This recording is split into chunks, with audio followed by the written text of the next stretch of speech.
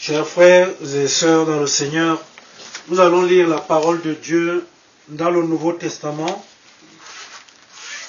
la deuxième épître de Paul à Timothée, le chapitre 2, les versets 1 à 7. 2 Timothée, chapitre 2, les versets 1 à 7. Nous allons lire au nom du Père, du Fils et du Saint-Esprit. Toi donc, mon enfant, fortifie-toi dans la grâce qui est en Jésus-Christ. Et ce que tu as entendu de moi en présence de beaucoup de témoins, confie-le à des hommes fidèles qui soient capables de l'enseigner aussi à d'autres. Souffre avec moi comme un bon soldat de Jésus-Christ. Il n'est pas de soldat qui s'embarrasse des affaires de la vie s'il veut plaire à celui qui l'a enrôlé. Et l'athlète n'est pas couronné s'il n'a pas combattu suivant les règles. Il faut que le laboureur travaille avant de recueillir les fruits. Comprends ce que je dis, car le Seigneur te donnera de l'intelligence en toutes choses. L'herbe sèche, la fleur fane, elle tombe, mais la parole de Dieu demeure éternellement. Prions le Seigneur. Éternel notre Dieu, nous te disons merci parce que tu ne cesses de nous renouveler tes grâces. C'est toi qui nous appelles tous les jours et particulièrement tous les dimanches à nous réunir pour partager le mystère de ta parole. Viens donc habiter en chacun d'entre nous et nourris-nous au nom de ton Fils, Jésus-Christ. Amen. Bien-aimés dans le Seigneur, nous venons de lire un texte qui est tiré de la deuxième épître de Paul à Timothée. Lorsque nous disons deuxième épître, cela suppose qu'il y a au moins déjà une première épître, même si après il n'y en a pas d'autre. Nous sommes en face d'une relation qui est mise en exergue ici entre quelqu'un qui a été appelé par le Seigneur Jésus-Christ, en l'occurrence Paul, et Timothée, à qui il écrit, il prend le temps d'écrire à 2 reprises de si longues correspondances. L'apôtre Paul a eu à créer des communautés. Mais partout où il est passé, ces communautés ont été en proie à des situations, à des difficultés, à des problèmes. Et les différentes épîtres qu'il a eu à écrire, il écrit aux communautés pour rappeler un certain nombre de choses, de principes, de vie en commun, et comment est-ce que les uns et les autres doivent adorer le Seigneur. Mais, là-dedans également, l'apôtre Paul s'adresse à des personnes qui ont marché avec lui, qui l'ont accompagné, qui l'ont suivi, parce que ces personnes-là sont appelées à continuer le travail qu'il a eu à faire au sein des communautés. C'est dans ce cadre que l'apôtre Paul s'adresse ici-là à Timothée. Timothée qui a marché avec lui, Timothée qui l'a accompagné, et maintenant l'apôtre lui fait des recommandations pour la suite. Nous allons donc nous entretenir sur ce texte. J'ai retenu un thème. C'est les bons soldats de Jésus. Les bons soldats de Jésus-Christ. Bien-aimés dans le Seigneur, l'apôtre Paul commence en ces termes. Fortifie-toi dans la grâce qui est en Jésus-Christ. Mais quand il s'adresse à Timothée, il dit mon enfant. Il commence par une appellation qui traduit le degré de relation qui existe entre lui et Timothée. Il n'a pas appelé, il n'a pas simplement dit Timothée ou bien mon cher Timothée, mais il a dit mon enfant. On rentre dans une relation de famille pour la personne qui s'adresse, qui parle à l'autre. Il la prend comme quelqu'un qui est de sa propre famille. Mon enfant, fortifie-toi. On voit ici là une relation de paternité dans cette appellation affectueuse. Et l'apôtre Paul va lui demander de se fortifier. Quand on parle de fortifier, il ne s'agit pas de devenir... ce n'est pas une question de force physique. Ce n'est pas la force physique. Il est question ici là pour l'apôtre Paul qui s'adresse à quelqu'un qui va prendre la relève. C'est d'avoir ici là l'élément qu'il lui faut pour continuer l'œuvre, n'est-ce pas, missionnaire de Paul. Bien-aimé dans le Seigneur, il va lui dire écoute, ce que tu as entendu de moi. Parce qu'en déclinant ici là, dans ses recommandations, il décline la mission. Ce que tu as entendu de moi, en présence de beaucoup de témoins, confie-le à des hommes fidèles. Voilà le contenu de la mission qui se décline. Tu as entendu de moi. Confie-le à des hommes fidèles. La précision est là. Il s'agit de confier, mais pas à n'importe quelle personne. Et pour boucler, il va dire ceci: souffre avec moi comme un bon soldat de Jésus-Christ. Et c'est là où je voudrais en venir ici là. Pourquoi l'apôtre Paul parle de soldat? Qu'est-ce qu'un soldat? Un soldat, c'est une personne qui est enrôlée, sollicitée pour appartenir à un corps d'armée. Quand on parle de soldat, il ne s'agit pas simplement de simples soldats. On parle ici des corps, un corps d'armée. Souffre avec moi comme un bon soldat de Jésus-Christ. Une armée, c'est quoi? Une armée, c'est un corps, n'est-ce pas? Dans chaque pays, dans chaque région, il y a des armées.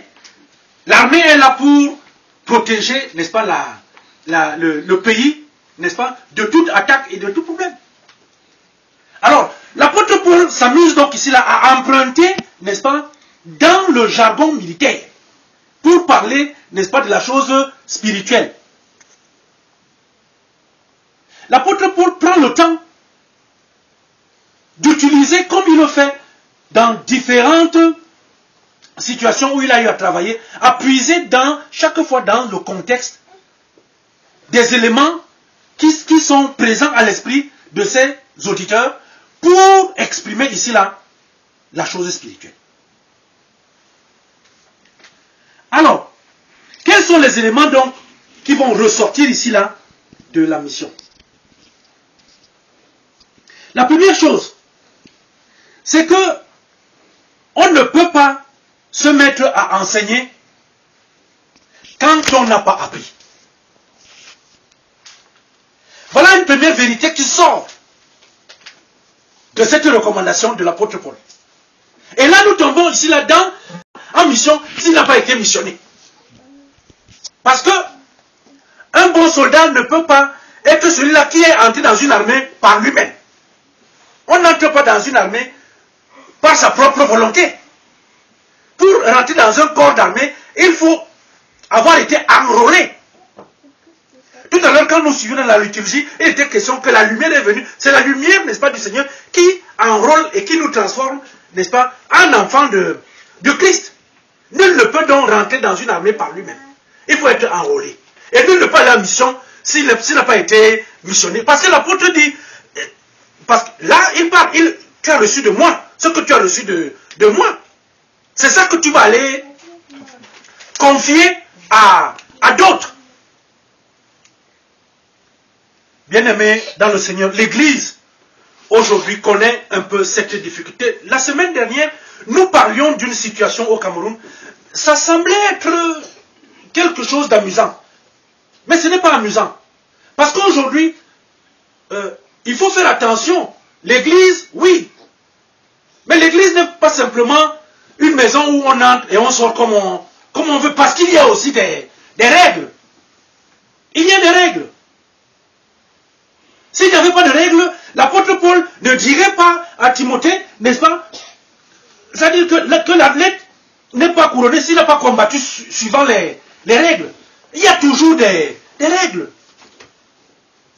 Nous avons suivi que cet homme dont la femme est décédée et qu'il a gardé sa femme pendant 6 mois sur le lit parce que Il attend la résurrection. Mais quelle est cette parole de Dieu qui demande que nous gardions nous-mêmes les corps en surface, sur le lit, parce que nous attendons la résurrection? Ce n'est pas vivre, ce n'est pas être un bon soldat. Parce que parler à Timothée, c'est aussi parler à nous. Aujourd'hui, nous aussi qui sommes dans l'église du Seigneur, nous devons vivre dans l'église suivant un code et des règles précises. Souffre. C'est quoi la souffrance? La souffrance, c'est une expérience mauvaise. Une situation qu'on vit mal à un moment donné à cause de telle ou telle chose. Mais quand l'apôtre Paul s'adresse ici à Timothée pour lui parler de la souffrance, parce que l'apôtre Paul sait que être chrétien, être également un leader, c'est être comme Jésus. C'est être comme lui, Paul. Nous avons ici des difficultés qui sont en face. Ce sont des difficultés d'ordre psychique, moral, psychologique. Parce que nous sommes en face des situations où, aujourd'hui, quand on regarde un peu la situation contemporaine, l'être humain aujourd'hui, l'homme, quand je parle d'homme, c'est homme avec grand H, c'est homme-femme. Nous sommes aujourd'hui devenus, chacun d'entre nous est devenu le carrefour, n'est-ce pas, des conflits en lui. Il y a tellement des agressions intérieures, et l'apôtre Paul le sait. L'apôtre Paul sait que Jésus lui-même de son temps, tout comme lui, l'apôtre Paul, a été en face des conflits, mais des conflits lesquels? Les polémiques. Parce qu'au temps de Jésus, il y avait aussi beaucoup de discussions doctrinales. Il y avait beaucoup de débats sur la vie, sur la mort, sur la résurrection. Et il y avait des courants qui s'entrechoquaient. Et donc, quand on est chrétien, il faut savoir que sur le chemin, il y a ces difficultés-là qui sont présentes. Parce que nous sommes en proie ici, là. Aujourd'hui, c'est les évangéliques qui viennent parler. Demain, c'est les témoins de Jéhovah. Après-demain, c'est les églises réveillées. Enfin, et l'autre encore des églises endormies. Bon, voilà, on est donc en face, n'est-ce pas, de plusieurs chocs qui nous parviennent. Et l'apôtre Paul dit à Timothée, souffre comme un bon soldat de Jésus. Parce que Jésus lui-même a été confronté aux pharisiens, il a été confronté aux sadducéens. Tous ces chocs, il les a encaissés, il les a vécus, mais pourtant il a gardé le cap sur sa mission. Le chrétien est quelqu'un qui sait que d'une manière ou d'une autre, ce n'est pas que la souffrance est sa vie. Il ne s'agit pas de dire ici là que quand on est chrétien, on doit souffrir. Non.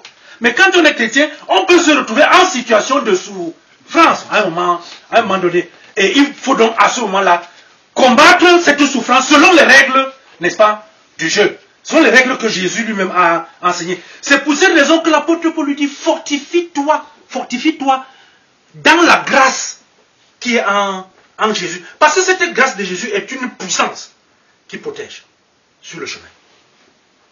Bien-aimés dans le Seigneur, nous sommes des personnes qui recevons la parole de Dieu pour la transmettre.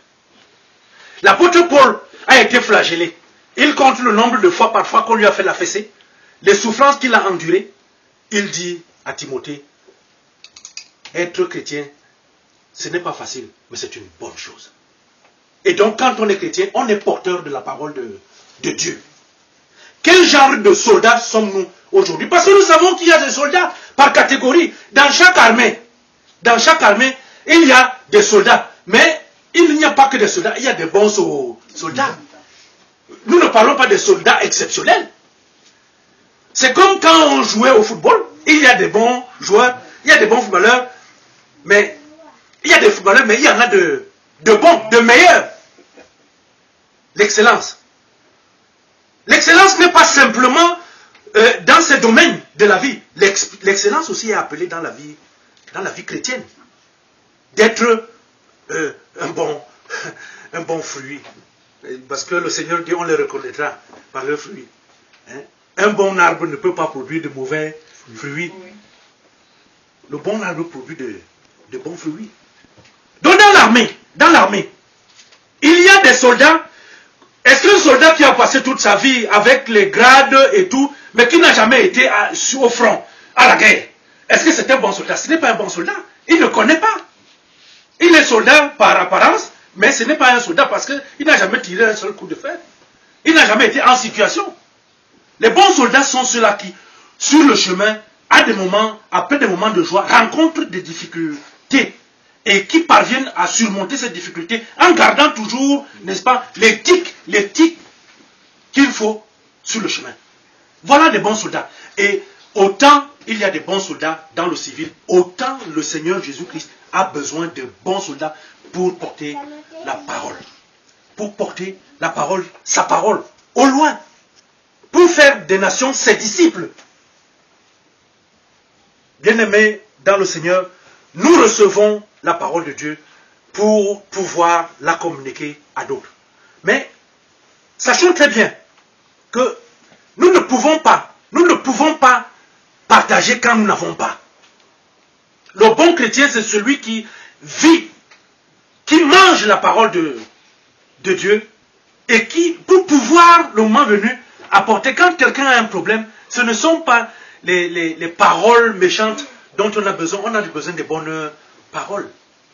Celui qui est en prison depuis 50 ans, 30 ans, 20 ans, 10 ans, la seule bonne nouvelle qu'il veut entendre, ce n'est pas que quand on va lui dire tu vas sortir demain, oh, on est en train d'étudier ton dossier favorablement. Ce n'est pas ça la bonne nouvelle. La bonne nouvelle, c'est que sors. C'est fini.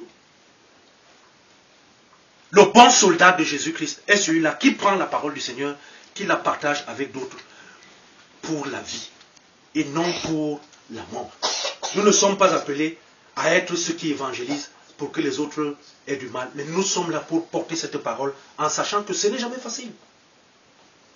Mais pour que les uns et les autres, nous allions vers le salut qui est promis par notre Seigneur.